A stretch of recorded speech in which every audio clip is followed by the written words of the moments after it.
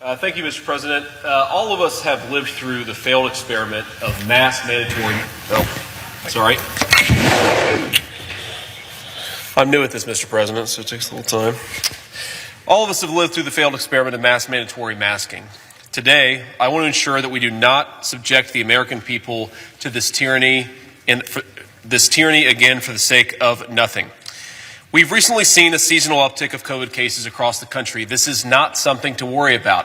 I don't like this fact, but COVID is here to stay. Seasonal upticks in a respiratory virus are exactly to be expected. They shouldn't cause panic from our leadership or from our country, and they shouldn't cause us to reimpose a policy that has failed time and time again.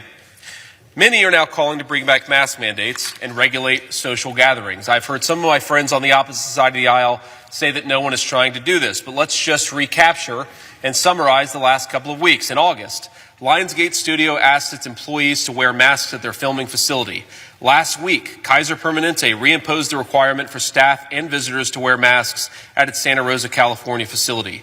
Schools such as Morris Brown College in Atlanta and even local public schools here in the D.C. area have reimposed mask mandates. Now, it's not just that masks, according to randomized controlled studies, do no good. It's that they can actively cause harm. We know that a generation of school children have suffered significant speech and developmental disabilities because this country panicked instead of using its brain and forced toddlers and small children to wear masks. We cannot return to the failed policies of the COVID pandemic. I'm not mad that we screwed up. I made mistakes. Many people in this body made mistakes.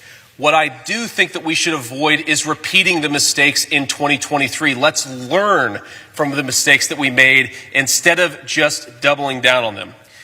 This policy does not set anything for an unlimited period of time. It says that for the next 15 months, the government can't force you to wear a mask on planes, on public transit, or in public schools. Taxpayer dollars cannot be used to force and enforce a mandate against our people.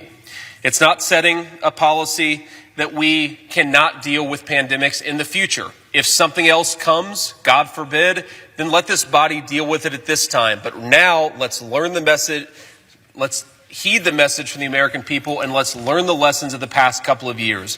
Mandatory masking was a failure. It had costs for very little benefits, and we shouldn't repeat it. Mr. President, as of in legislative session, I ask unanimous consent that the Senate proceed to the immediate consideration of S-2738, the Freedom to Breathe Act, which is at desk.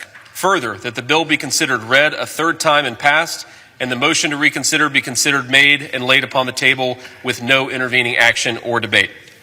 Is there objection?